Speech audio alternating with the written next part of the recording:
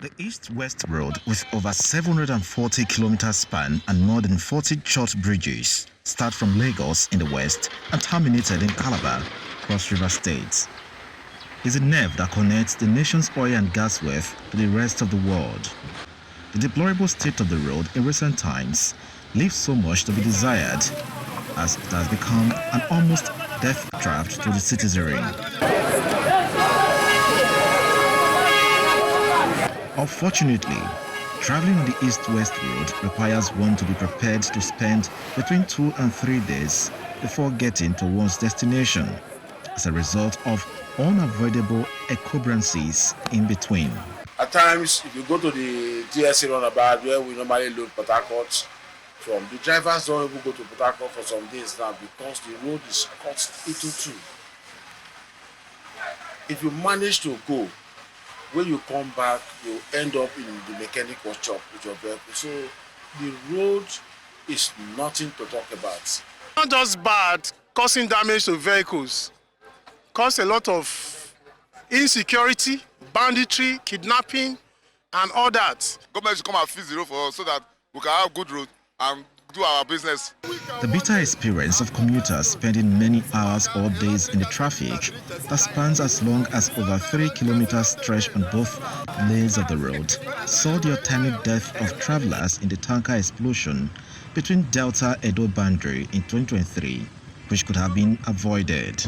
This is the exact spot when some persons lost their lives due to tanker explosions that claims their lives.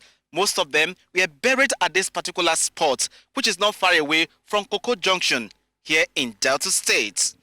From the entrance into Delta State from Edo State, one could see ongoing construction work on the East-West Road.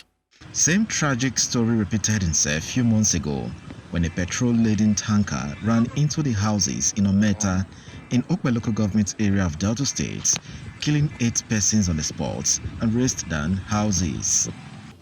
A very, very sad incident. Commiserating with my colleague in Rivers, what happened a few days back. This is happening in my state. Very sad, very sad, very, very sad. The story is same across the region as heavy-duty vehicles conveying goods like house, iron rods, cement and consumables from east to west and vice versa are forced to spend over 2 days at the dangerous spots, likely exposing them to kidnappers, armed robbers, among other criminal elements. The dish causes some long trucks to tumble over, thereby worsening any vehicular movement. The road project, which was conceived in 2006 by the administration of Nigeria's former president Olusegun Obasanjo, remains uncompleted to date, despite huge funds running into billions of dollars claimed to have been spent. At the recently held NDDC Stakeholders Summit in Port Harcourt, notable speakers want the federal government to expedite action on the completion of the project to unlock the full economic potentials of the Niger-Delta communities. Before now, the East-West Road was under the Federal Ministry of Niger-Delta Development. I don't know what happened. They took it away. They have returned NDDC from the presidency. Returning the East-West Road to the Federal Ministry of Niger-Delta is one bold decision that this government will take. And if you return it there, we will have access to the minister. Situation daily report we get to him. But each time you want to reach Omaye, he said that is on the coastal road, it's on the Goja road, it's on the northern road. We appreciate what he's doing. But President Bola Tinubu had no reason to wait further to return the East-West Road to the Federal Ministry of Niger-Delta Development. Let the legislators at the national level from South-South meet and lead delegation to Mr. President that to demand for the immediate rehabilitation and completion of the East-West Road. There are more political undertone as regards the abandonment of the East-West Road. A lot of money has been invested on that project, but of course what you see there is insignificant. But all attempts to get the controller, Federal Ministry of Works' attention, who oversees the project in Delta State, was unsuccessful, as the Director of Works at the Federal Secretariat in Asaba declined comments. But the Minister of Works, David Umahi, while expecting some ongoing projects, said the federal government's renewed commitment to completing the East-West Road remains sacrosanct, even as he attributed the delay to climate change.